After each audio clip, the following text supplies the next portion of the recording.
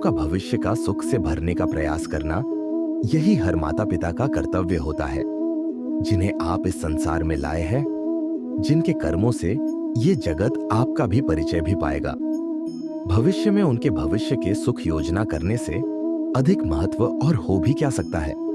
किंतु सुख और सुरक्षा, क्या ये मनुष्यों के कर्मों से प्राप्त नहीं होते? माता पिता के दिए हुए अच्छे या बुरे संस्कार, उनके दिए हुए योग्य या अयोग्य शिक्षा, क्या आज के सारे कर्मों का मूल्य नहीं? संस्कार और शिक्षा से बनता है मनुष्य का चरित्र। अर्थात माता पिता अपनी संतानों का जैसा चरित्र बनाते हैं, वैसा बनता है उनका भविष्य।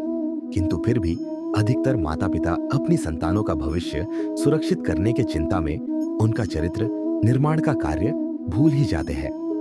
वस्तुतः जो माता पिता अपनी संतानों का भविष्य का चिंता करते हैं, उनकी संतानों का कोई लाभ नहीं होता है। किंतु जो माता पिता अपनी संतानों का भविष्य का नहीं चरित्र का निर्माण करते हैं, उन संतानों का प्रशंसा समस्त संसार करता है।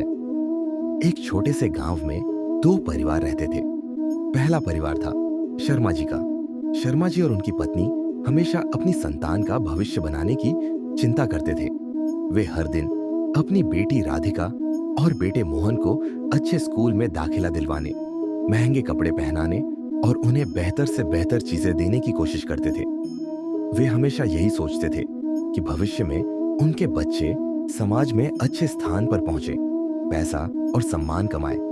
वहीं दूसरा परिवार था वर्मा जी का। वर्मा जी की सोच अलग थी। वे अपनी संतान आयुष और पूजा के भविष्य के बजाय उनके चरित्र निर्माण पर ध्यान देते थे।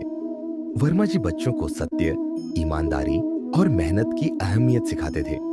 वे उन्हें समझाते थे कि अगर इंसान का चरित्र सही हो तो कोई भी मुसीबत या कठिनाई उसे रास्ता दिखाने में मदद करेगी।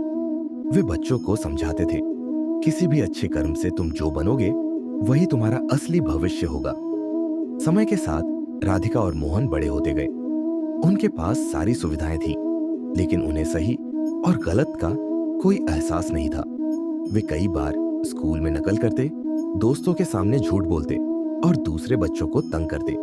जबकि आयुष और पूजा, जो वर्मा जी के घर में पले बढ़े थे, मेहनत और ईमानदारी से पढ़ाई करते थे और अपनी बातों से हर किसी का दिल जीत लेते थे।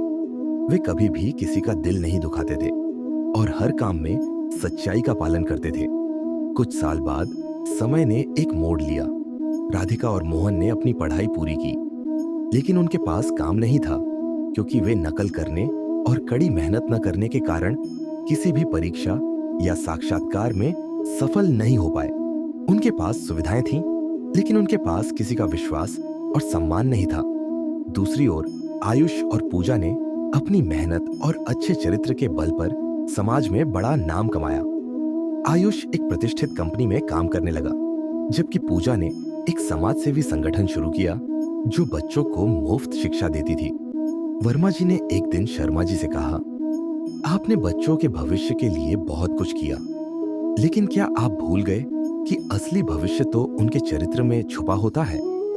शर्मा जी को यह शब्द गहरे छा गए और उन्होंने समझा कि किसी का भविष्य उसकी मेहनत, ईमानदारी और अच्छे कर्मों पर आधारित होता है, न कि सिर्फ धन और सुविधाओं से।